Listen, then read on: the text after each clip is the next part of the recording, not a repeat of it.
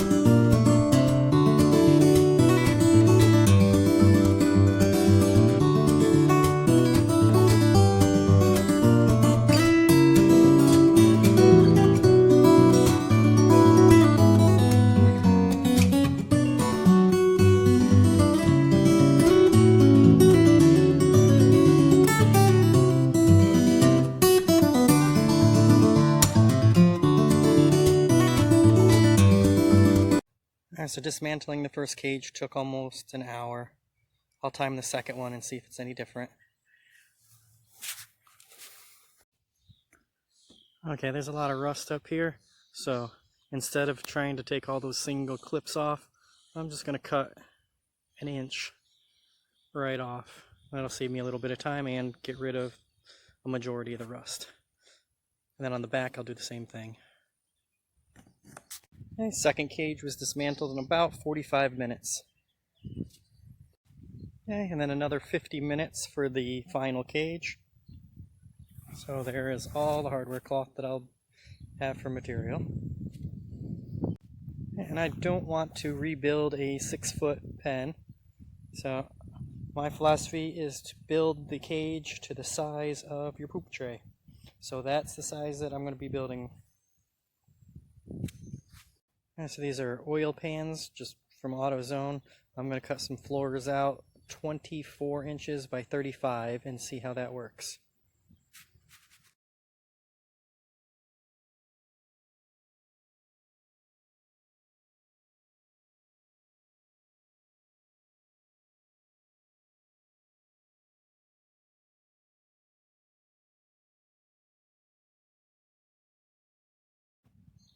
Okay, I got it tipped up for the egg rollout tray.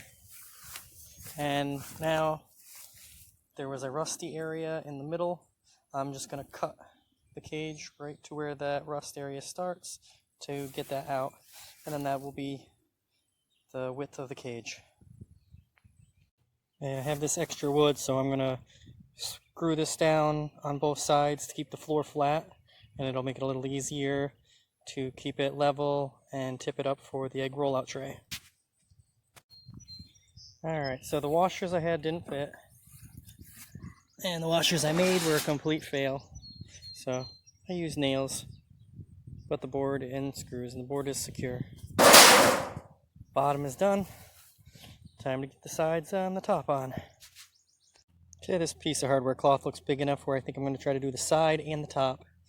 For the height, I'm only going to go 10 inches. So the top of one of the large cages was big enough to do both sides and the top of the new cage, and I'm still going to have to trim a few inches off. Now it's time to clean up the sides down to the bottom.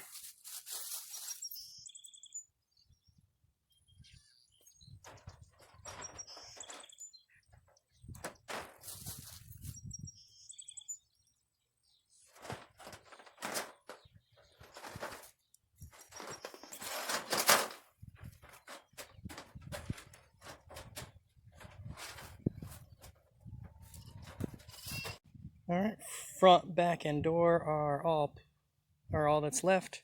So both sides and top were all one piece. Okay, so now I will start with the back. And the first thing I'm going to do, I've got to trim all the extra off, so I'm going to lose about 5 inches.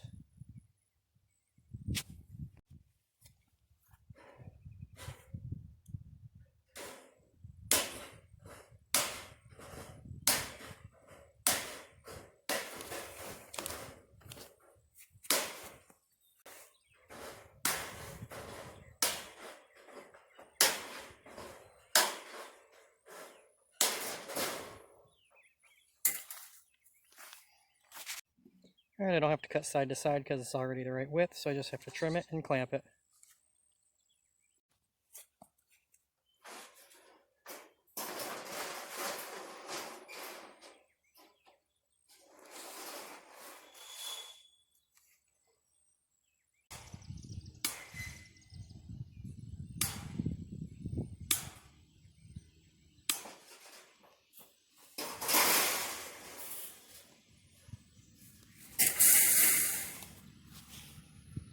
Okay, I trimmed a little extra on each one, so I can just fold it up over for stability, and it'll save me a few clips. But the back is ready to be clipped. So now it's time for the front, and for the front, I'm going to use what was already on the front. It might be hard to see in the grass. Winola uses these long sections for theirs, so I'm going to do the same thing. Okay, now I just have to finish putting the clips on.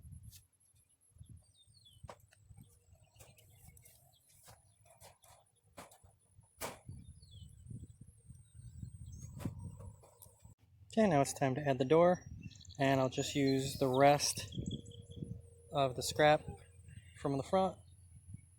And I also have a spot right here that I need to patch up that was broken. But I can't put the door there, otherwise I won't be able to reach the back. So the door has to go in the middle. Okay, door's cut. I'm not really happy with it, but that's the design I'm going to stick with. And I'm going to try to recycle some of these old clips that I spent hours pulling off to see if I can use a few of those to hold the door on. Okay, door's on. Reach all the way back. Just have to patch this little hole and I'm done. Alright, first cage done. Now I gotta repeat that two more times and make a frame. So, okay, for the second one, I use these wooden washers. It'll help raise it up and secure the screen.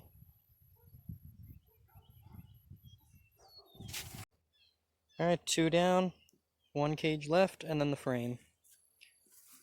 And there's the materials that are left.